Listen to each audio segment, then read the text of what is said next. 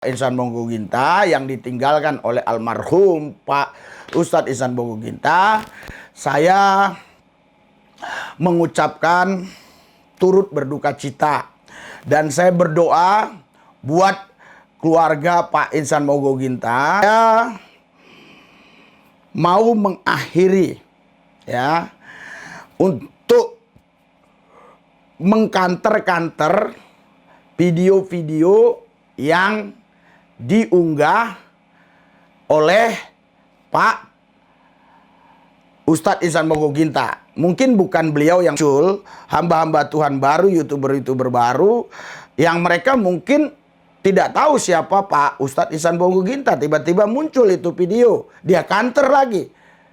Tahu orang itu sudah meninggal. Itu pernah terjadi atas saya. Saya lupa nama itu seorang kiainya ya. Ternyata kiai itu sudah meninggal. Jadi saya bukan menggurui supaya tidak terjadi kekeliruan di masa-masa yang akan datang. Ya, alangkah baiknya kalau ada yang video-video kontroversial ya memang supaya nggak ada yang mengkanter lagi ya dicabut saja. Ta'atum Bapak Ibu Saudara-saudari yang dikasihi Yesus dan yang saya kasih, berjumpa kembali dengan saya, Pendeta Rizuli Lubis. Sebelum kita melihat tayangan video ini, jangan lupa ya, subscribe, like, comment, and share. Bagikan video ini ke sebanyak orang menjadi berkat.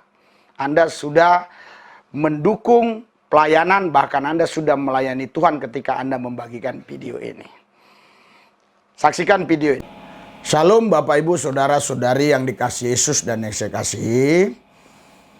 Tadi malam kurang lebih jam 10 malam saya mendapat WhatsApp dari salah seorang dan memberitahukan bahwa Bapak Ustadz Ihsan Mogoginta telah meninggal dunia.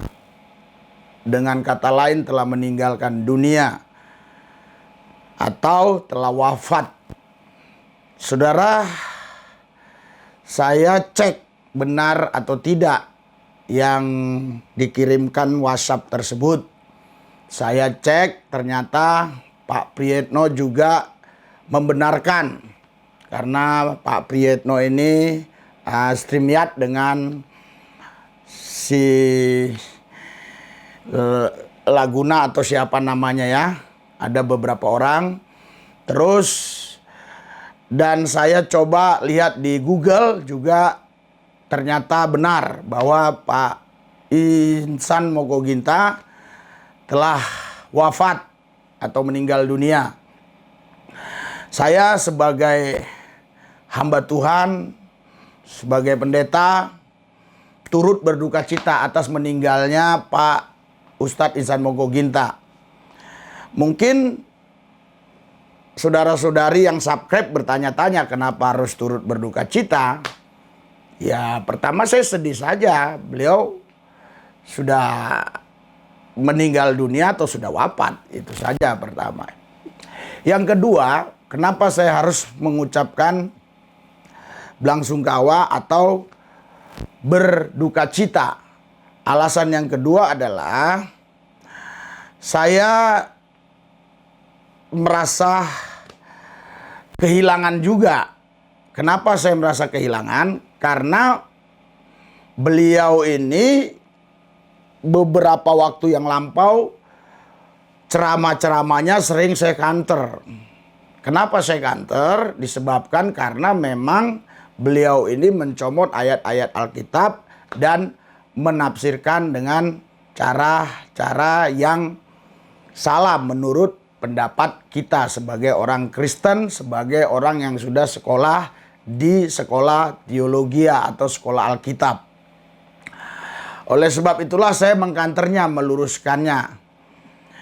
Jadi tanpa ada rasa kebencian, tanpa ada rasa ketidaksukaan dengan beliau almarhum Ihsan Mogoginta ini. Tidak, itu hanya semata-mata untuk mempertahankan akidah kita sebagai orang Kristen, meluruskan.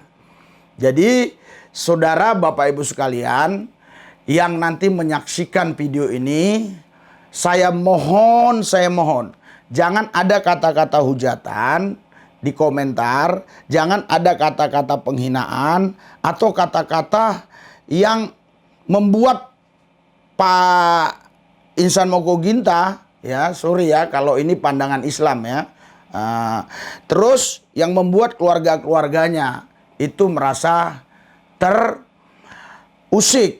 Nah, saya kasih penjelasan kenapa bagi orang Islam, orang yang sudah meninggal itu tidak boleh dikata-katain. Maksudnya dikata-katain, dijelek-jelekin begitu ya. Karena memang menurut pemahaman mereka, roh orang meninggal itu ya masih bisa didoakan oleh orang-orang yang hidup supaya diterima di sisi Allah Subhanahu wa taala.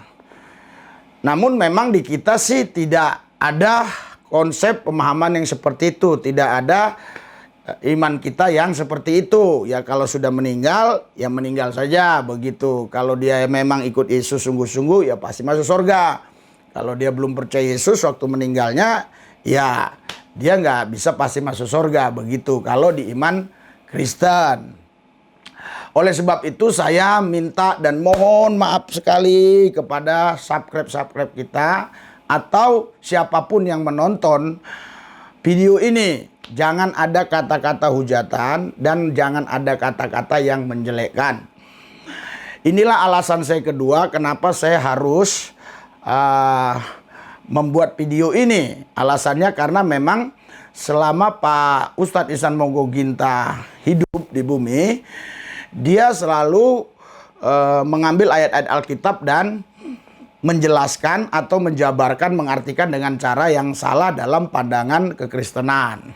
Atau dalam pandangan saya pribadi yang saya pelajari selama saya sekolah teologi atau sekolah Alkitab.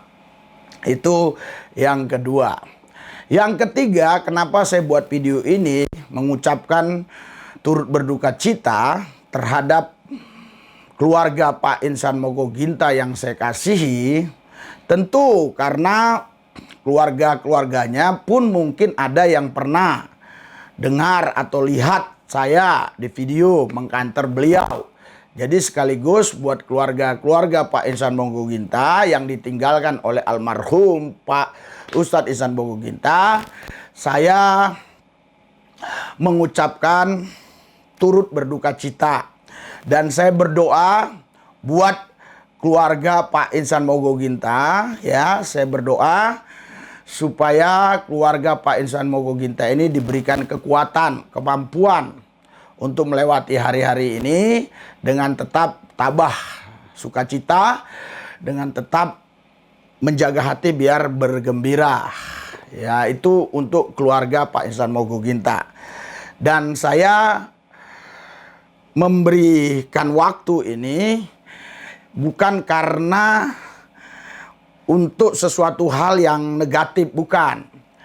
Tadi pagi-pagi langsung saya katakan kepada admin, kepada kameramen, mari kita harus membuat video untuk mengucapkan turut berduka cita atas wafatnya Pak Ihsan Mokoginta itu. Yang keempat, ya, yang keempat, saya terus terang ini tidak ada pakai hafalan-hafalan, tulisan-tulisan, tidak ada. Makanya nanti kalau salah nomor-nomornya Anda maklumin saja ya. Yang saya ingat yang keempat. Kenapa saya buat video ini? Ini khusus juga buat YouTuber atau orang-orang yang selalu ada di YouTube ya. Supaya kita tidak saling membenci satu sama lain. Sekalipun mungkin mereka berbeda agama dan mereka mengambil ayat Alkitab dan menafsirkan dengan cara-cara mereka, kita maklumi saja, maafin saja. Kenapa? Ya mungkin saja itu yang dia pahami, itu yang dia mengerti. Mungkin dia memang tidak ada niat untuk menista, tidak ada niat untuk dia sengaja menghina, tetapi memang itulah ilmu pengetahuan yang dia miliki tentang Alkitab. Ya kita maklumi ya saudara-saudaraku yang YouTuber ya, dan sekaligus saya kalau Anda izinkan mewakili, saya memaafkan semua. Kalau itu memang menurut pendapat kami cara penjelasan, penafsirannya, penjabarannya salah. Yang kelima, ya, kenapa saya buat video ini yang kelima? Karena kita ini satu negara, NKRI, Negara Kesatuan Republik Indonesia. Jadi, walaupun kita memang berbeda suku, berbeda jenis kelamin, berbeda agama, berbeda pemahaman ya tentang keyakinan, tapi ideologi kenegaraan tetap namanya Pancasila. Ya, jadi itu yang 5 sila itu kita sama-sama harus amalkan dalam hidup kita sehari-hari. Oleh karena itu bagi saya tidak ada masalah jikalau orang ya menghina Yesus atau menghina Alkitab, atau ada orang mengambil ayat-ayat Alkitab menafsirkan dengan cara yang salah. Saya tetap melihatnya dari sisi positif bahwa dia adalah sehukua dalam bernegara berbangsa. Dia adalah bangsa Indonesia, rakyat Indonesia. Jadi patut kita tetap bersatu, karena persatuan ini bukan karena agama. Agama tidak mungkin bisa disatukan. Bukan karena suku, suku pun mungkin suku udah pasti nggak bisa disatukan. Karena apa? Karena waktu kita dilahirkan kita nggak mau lahir jadi suku apa. Bahkan kita nggak mau dilahirkan jadi agama apa. Yang melahirkan kita harus agama apa. Kita nggak mau seperti itu. Tapi memang itulah takdir kita. Itulah suku kita. Dilahirkan dari suku Jawa, dari suku Ambon, suku Batak, suku yang lain-lain. Nah, jadi kita tidak bisa saling membenci. Walaupun mungkin agama kita berbeda, suku kita berbeda. Bahkan kadangkala ada orang yang agamanya lain, ambil ayat Alkitab, menafsirkan dengan cara-cara yang suka-suka dia, cara-cara yang salah. Mungkin menurut pendapat kita itu penghinaan, tetapi mari kita saling bersatu karena apa? Karena bangsa, karena negara Republik Indonesia. Itu yang kita harus tetap pegang teguh ya, supaya negara ini tetap utuh. Yang keenam, ya, yang keenam, saudara Bapak Ibu sekalian, kenapa saya buat video ini? Saya mau mengakhiri ya untuk mengkanter-kanter video-video yang diunggah oleh Pak Ustadz Ihsan Mogoginta. Mungkin bukan beliau yang mengunggah langsung, ada adminnya atau segala macam ya. Nah, saya tidak akan mengkanter lagi video-video yang sudah terlanjur beliau buat, yang mungkin belum dikanter saya atau belum dikanter oleh hamba-hamba Tuhan lain. Saya tidak akan mengkanter lagi karena orangnya sudah meninggal. Kecuali saya belum tahu orangnya sudah meninggal. Dan kalau bisa sih ya, mohon maaf, ini bukan menggurui. Ya kalau bisa supaya tidak ada kekeliruan, ya, tidak ada kekeliruan di lain waktu nanti. Karena nanti bisa saja 3-4 tahun yang lalu, 3-4 tahun yang akan datang maksud saya, akan muncul hamba-hamba Tuhan baru, YouTuber-YouTuber baru, yang mereka mungkin tidak tahu siapa Pak Ustadz Ihsan Mogoginta. Tiba-tiba muncul itu video, dia kanter lagi. Tahu orang itu sudah meninggal. Itu pernah terjadi atas saya. Saya lupa nama itu seorang kiainya ya. Ternyata kiai itu sudah meninggal. Jadi saya bukan menggurui, supaya tidak terjadi kekeliruan di masa-masa yang akan datang.